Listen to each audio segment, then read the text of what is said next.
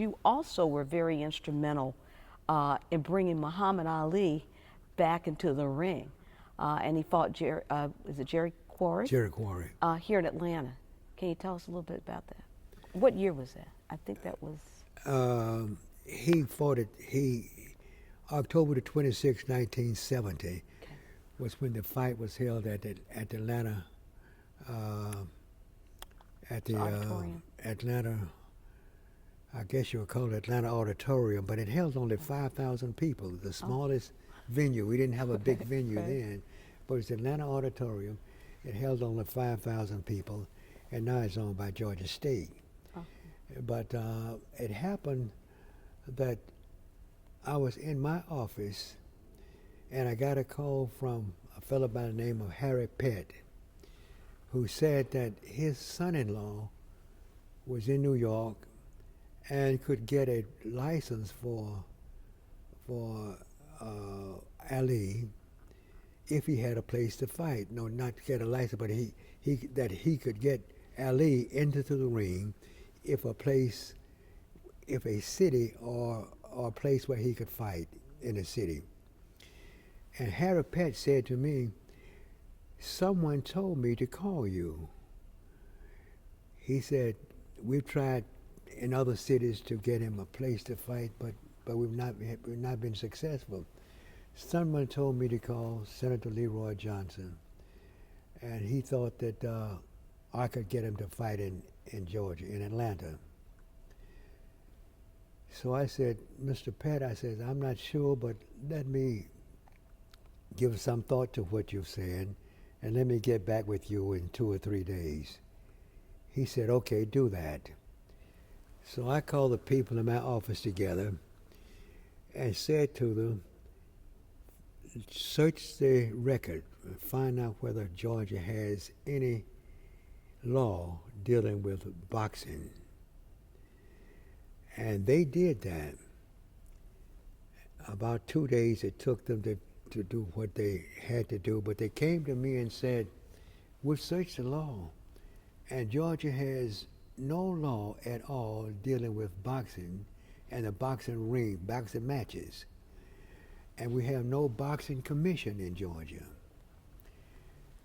So if a person got permission to box in Georgia, it depends on the municipality, the place where he wanted to box.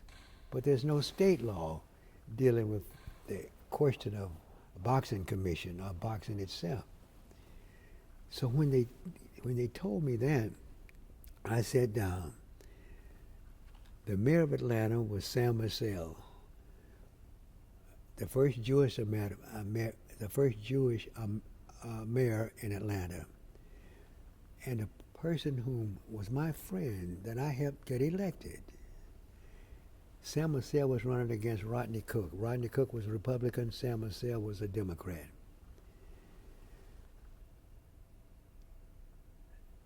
In the legislature of Atlanta, it was called then City Council. It was called the City Council, but it was called the legislature. But in the legislature was several blacks. All were my friends: Q.B. Williamson, Ira Jackson, Marvin Arrington,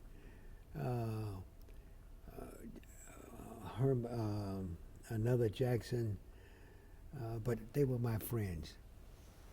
So when I saw that, when the report came back to me from my office that there was no state law dealing with the boxing commission, I said to myself, I could get him a license in Atlanta. So I called Harry Pett and told Harry Pett that I could get him a license in Atlanta. Harry Pett says, I have my nephew to come down and talk with you. So they flew down from Atlanta, from Washington, and we met at the Hilton Hotel in Atlanta, and we talked about contracts and all, but we agreed on what we had to agree on. And the question was whether I could get his license in Atlanta. 56 cities had turned him down and said that he would never fight again in the United States because he did not want to he failed to go to the Vietnam War. He did so on the basis of principle.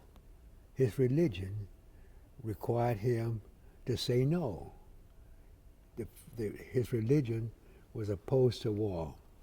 So Ali took that position, and they carried him to court on the theory that he failed to go to war, and that the fact that his religion said no as it related to war, that was no excuse. Supreme Court later found that it was. Supreme Court ruled in favor of Ali, but it took 3 or 4 years to do that before to get to the Supreme Court. The Supreme Court later ruled that he did, based on religious preference, he had a right not to refuse to go. But during that period of time, American cities had said he would never fight in America. And so when the question came to me to get him a license, I began to move. I went to the mayor, and the mayor, Selma Sell, agreed to assist me in getting him the license. The city council agreed to give him a license. My friend Carl Sanders, who was the governor, who was previously the governor, had appointed the lieutenant, had appointed the state attorney general, who was Arthur Bolton, while he was governor. And Arthur Bolton served as governor under Maddox. So when I went to Maddox and asked the Maddox to if he would be in favor of Ali fighting, he first says, "I don't know, it's a serious proposition."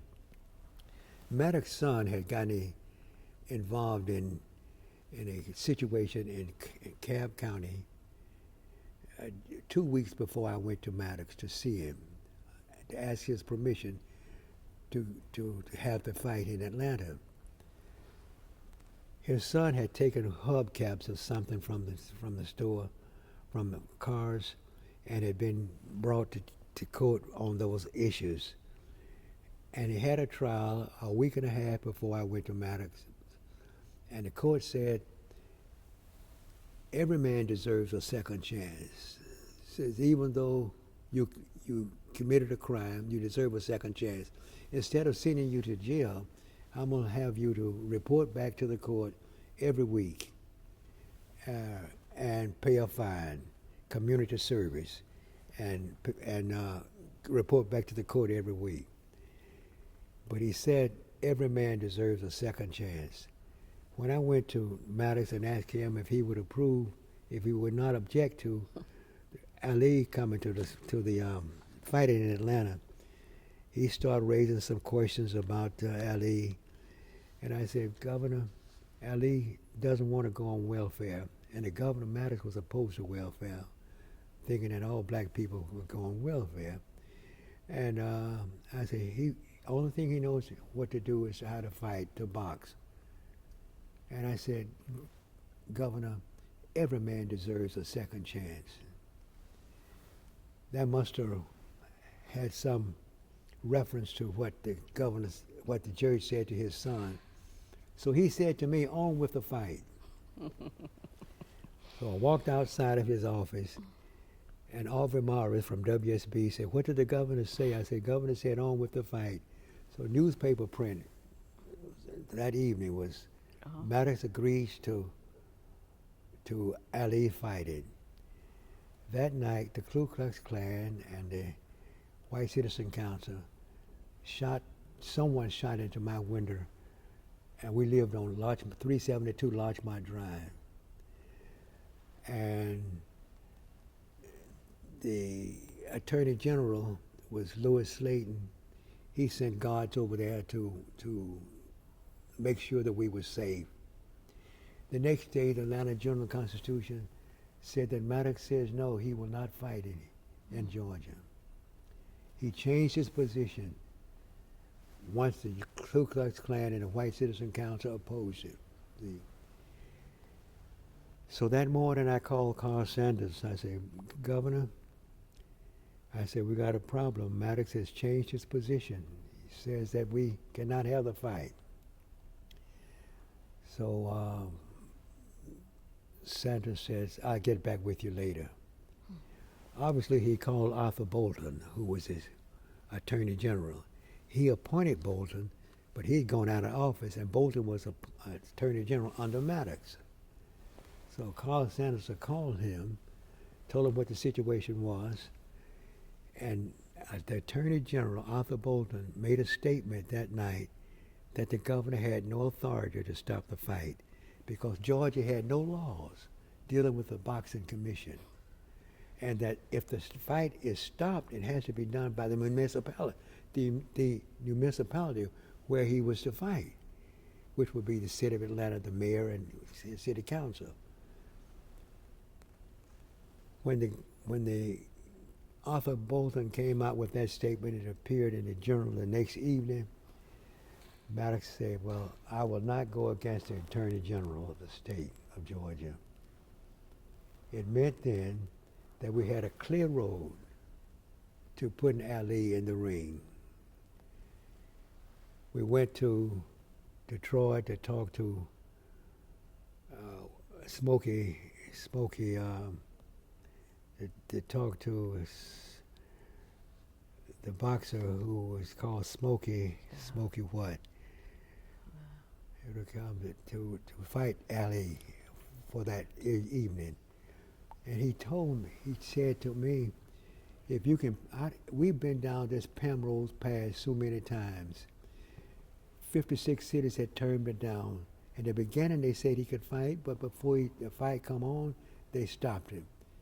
Even though Maddox says on with the fight, we don't believe you can put him in the ring.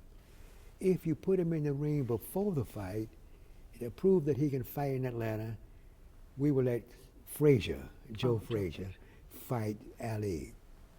So we said, okay. Came back to Atlanta, and I said, where can we have the fight before how can we put him in the ring before the fight? The city auditorium was then right in the heart of Atlanta. And I was afraid if we had to fight there, the White Citizen Council and the Ku Klux Klan would come in and destroy it. We'd never be able to do it. And I said, we got to go someplace where we're insulated with black folks and they cannot come in. So I called my friend, who was Hugh Gloucester, the president of Morehouse College. And I said, Hugh, we need to put Ali in the ring to show people that Frazier that he can fight in Atlanta in order to have the fight to materialize. Can he fight at Morehouse in Morehouse Gym? Can we put him on at Morehouse Gym? And Hugh Gloucester says, I'll call you back in 30 minutes. He called me back in 10 minutes and said, Senator, you can put him in the ring at Morehouse College and have the exhibition fight of Ali at Morehouse College. So we did that. We put on an exhibition, and Ali fought along with other people on the list and fought in the exhibition at Morehouse to prove that he could fight in Atlanta. Exhibition went off well. My thinking was that if we went to Morehouse would serve as an insulation for us because it was all black, and the White Citizen Council would think twice before coming to Morehouse to disturb it, where they would not think twice going to the City Auditorium in Atlanta. Wow. And the fight went off well at Morehouse. The exhibition went off well. So on October the 25th, 1960, after exhibition at Morehouse, he fought at the City Auditorium in Atlanta. It held only 5,000 people. But for the first time in 5 years, he was able to fight, and we returned him to the ring. He fought Quarry on October the 26th, 1970.